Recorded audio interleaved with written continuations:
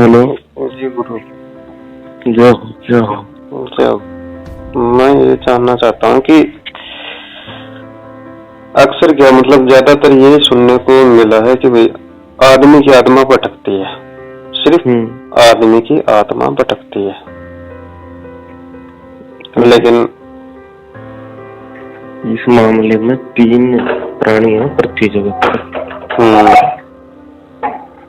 सांप, गाय और आदमी। हाँ। इनके अलावा जितने भी जीव हैं वो हैं सब तमस प्रवृत्ति में। इनको हाँ ओनली प्रजनन, सुरक्षा और भोजन, 3 ही चीजों का ज्ञान है। व्यवस्था नहीं कर सकते, ज्ञान है कि बस इतना ही करना है, अपने को खाना है, प्रजनन करना है और अपने बचाव का प्रयास करना है। हाँ। अब सांप की सबसे बड़ी खूबी क्या है कि वो अन्न त्याग के, भोजन त्याग के फिर शरीर छोड़ता है। अपन मारा हुआ सांप देख सकते हैं, मरा हुआ नहीं देख सकते कभी। वो किसी भी बिल में जाके अच्छा और अपना शरीर त्यागेगा। और सरीसृप की योनि में जो सांप है उसका ही जो अपन बोलते हैं ना रेप्टिल ब्रेन, जो अपना छोटा दिमाग बोलते हैं, वो ही दिमाग एक ऐसा है जिससे शुरुआत हुई थी अपनी स्टोरेज की। अच्छा। और इसका जो सेंसर पावर है वो फिलहाल जितने भी पृथ्वी पे जीव है सबसे हाई लेवल का है, स्नेक का। और सबसे बड़ी कि इसकी पूरी रीड है ना पृथ्वी के टच होके चलती है। हाँ। तो पृथ्वी पे होने वाली सभी घटनाओं की और सबसे ज्यादा जो कंपन महसूस करता है ना वो यही करता है। पहले और फिर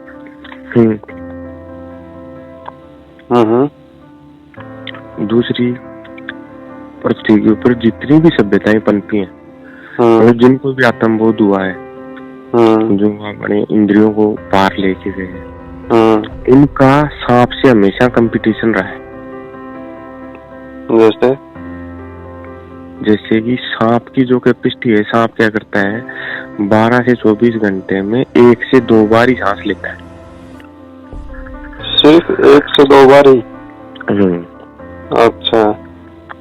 और ये प्रयास अपन इंसान सचेतन मन में कर रहे हैं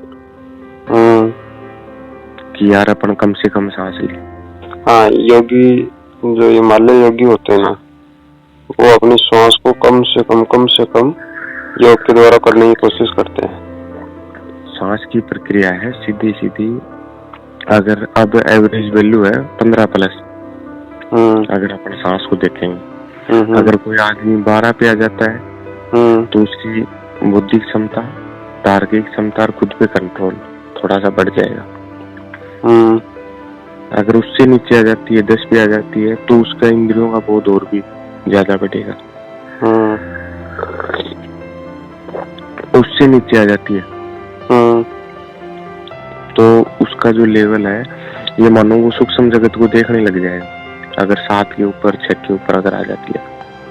ठीक। अब सांप को पूजने की शुरुआत हुई यहाँ से, क्योंकि 1 या 2 पर नहीं आ पाता है इंसान, और 1 या 2 पे न आने की वजह से वो सांप की जो क्षमता है ना वो प्राप्त नहीं कर पाता है। ठीक। तो बोला संगति का असर पड़ेगा, इसलिए सभी योगियों ने सांप को अपने करीब रखा है। अच्छा, ऊर्जा महसूस करने के लिए। फिर आती गाय की बारी। गाय की स्थिति ये है कि ठीक है, लगभग से जीवों के ऊपर चंद्रमा का इफेक्ट नहीं पड़ता है।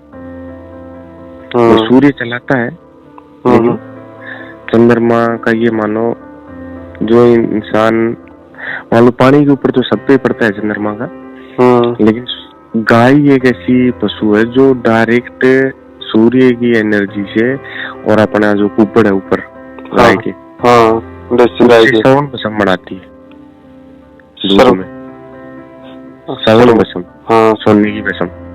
तो एक ही ऐसा जीव है पृथ्वी के ऊपर जो डायरेक्ट श्रवण बसम अपने दूध में स्तनधारी, मतलब जितनी भी मतलब नर हो, मतलब मादा हो, चाहे वो कोई और कोई कोई भी जीव हो, जल में रहने वाले जितने भी जीव हो, चाहे वो पृथ्वी थल पे रहने वाले हो, हाँ, जल थल वायु, कोई भी जीव में ऐसी कैपेसिटी नहीं है कि जो श्रवण बसम बनाता। अब आत्माओं की बात ऐसी है कि आत्माओं ने काफी जगह जन्म लिया है, कौवे के रूप में भी, सूअर के रूप में भी, बैल के रूप में भी, लेकिन उनकी जो स्थिति है वो लेने की, वो डिपेंड है कि कौन सी इच्छा और इंसान ने दबा के योग किया है। बात समझ में आई? कौन सी इच्छा को दबा के योग किया है उसने। योग तो उसने किया है परमात्मा को प्राप्त करने का, लेकिन पारिवारिक इच्छा दबाई है, या ऐश्वर्य भोग की इच्छा दबाई है, खाने की रहेगी, किसी की घूमने की रहेगी, या कुछ इकट्ठा करने की रहेगी, या कुछ किसी के साथ रहने की रहेगी। तो उच्च इच्छा के चलते और कुछ समय के लिए वो भोग पूर्ण करने के लिए, और वो सचेतन अवस्था में दोबारा उनको जन्म लेना पड़ता है। जैसे जी किसी को खाने की रहेगी तो वो सूअर बन सकता है, मधुमक्खी बन सकती है, मतलब जो खाना स्टोर करते हैं या फिर ज्यादा खाते हैं, या किसी के साथ रहने की होगी, तो साथ में फिर समझ गए। जैसे स्त्री भोग की रह गई तो स्त्री के लिए उसको फिर से रहना पड़ेगा। स्त्री के लिए नहीं, मादा के लिए, जैसे मान लो आजीवन में, समझ गए, मादा के लिए कोई भी योनि में, मतलब ऐसी जो भी योनियां है, जैसे मान लो जो लगभग अपना जीवन सेक्स में निकाल देते हैं,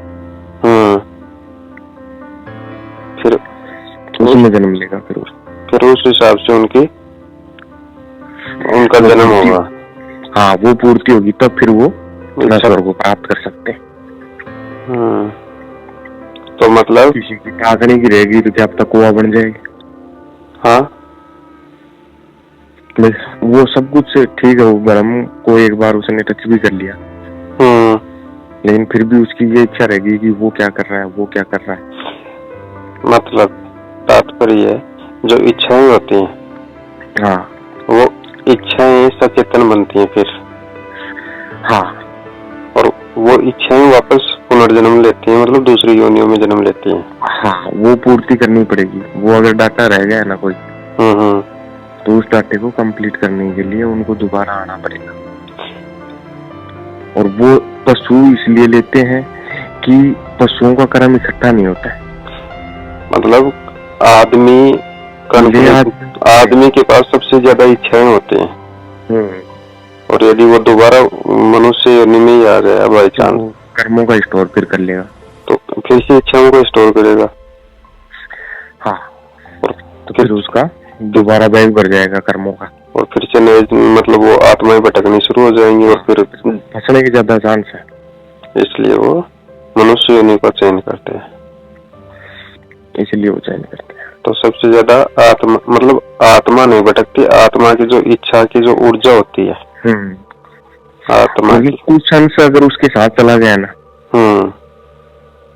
तो वो अंश उसको परेशान करेगा। दोबारा रीबर्थ भी इसी वजह से होता है। जो ऊर्जा शरीर है ना, ऊर्जा शरीर भौतिक भी है, अभौतिक भी है। अब जो आज की साइंस जो ढूंढ रही है ना, ऊर्जा शरीर लाई गई पुड़िया है,